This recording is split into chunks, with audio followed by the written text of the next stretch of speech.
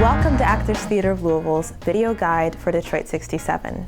My name is Kelsey Johnson, and I'm an acting apprentice in the Professional Training Company. And I'm Philip Allgaier, the media technologist for Actors Theatre of Louisville. Today we'll be covering some basic information about the play and the production you'll see at Actors Theatre. Detroit 67 was written by Dominique Morisseau, not only a well-known playwright, but also an accomplished actress, who most recently could be seen on stage at Actors Theatre as Kamei in The Mountaintop. Detroit 67 is part one of a three-play cycle written by Morisseau that focuses on historical moments and neighborhoods of Detroit's African-American communities. As a native of Detroit, Michigan, Morisseau wanted to shed light on the citizens and the areas of Detroit that in her opinion have often been portrayed by the media as being places filled with bleak hopelessness. Through her writing, Dominique seeks to show her audiences the soul of Detroit and give them greater empathy and compassion for the city, its people, and its history.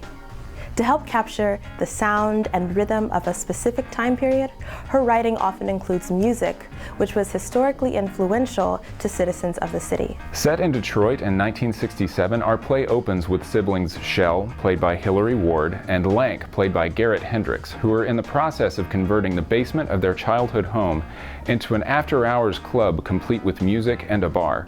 Lank and Shell's club is considered an illegal club as it's not registered with the city. At this point in Detroit's history, many African Americans were not allowed to own or operate legal clubs due to racism and segregation laws. Subsequently, cops are always busting up these after-hours locations. Lank and Shell have recently come into some inheritance money after the death of their parents. And while Shell would like to use the money to continue sending her son to the famous Tuskegee Institute, Lank has other plans for the money. Lank and his friend Sly, played by Oiso Odera, want to purchase their own bar with the money so they can legally operate their own neighborhood spot for African Americans in Detroit. The eternal optimist, Lank strives to make Detroit into a desirable and peaceful mecca for citizens in the city. The play takes place on the eve of the infamous 1967 Detroit race riots, which started when police violently raided an after-hours club similar to Lank and Shell's. The Detroit citizens took to the streets to protest the police brutality and the racism that was sweeping the city. Our play does not portray scenes from the riot. Rather, the action stays in Lank and Shell's basement as we watch characters learn and react to the violence that takes place in their neighborhood. The other characters we meet include Bunny, played by Deanna Bouye, who is a friend of Shell's and often the life of the party, and Caroline, a woman with a mysterious past, played by Jenny Putney. The play takes place in the Bingham Theater, an arena theater, which is also known as a theater in the round. With audience surrounding the set from all sides, our design team had an interesting challenge in creating a space that resembled the basement of an older middle-class home. Set designer Kate Edmonds utilizes all surfaces of the Bingham stage floors and the walls of the vomitorium entrances to display images that evoke the feel of the time period and historical figures. In the center of the stage, there's a large resistance fist painted on the floor to evoke the Black nationalist and Black Power movement of the 1960s. On the vomitorium walls are abstract images of historical figures such as Muhammad Ali and images of murals that Edmonds found painted in playgrounds in New York.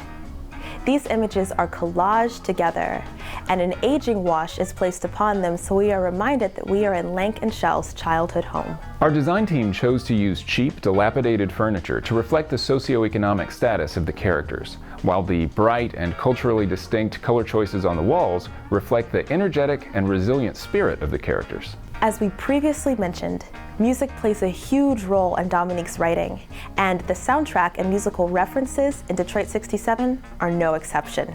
As the home of Motown Records, a record company named after Detroit's reputation as a motor town, the music of Motown artists such as Smokey Robinson and the Temptations pops up all over the play. You and your teachers are probably familiar with many songs in the play, including Reach Out, I'll Be There, and Dancing in the Street. As you hear these songs play, take note of where they happen in the play and consider why Dominique chose to put them there. Ask yourself, do the songs reflect the feelings of a character in this moment, or do the lyrics in the songs perhaps hint at something else happening in the world of the play? As we mentioned, this play takes place at a very important time period, not only for Detroit, but also nationally. America was in the throes of the civil rights movement as well as the Vietnam War.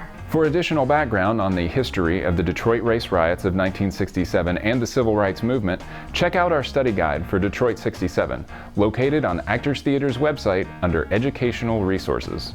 Thanks for joining us today, and most importantly, See you at the theater.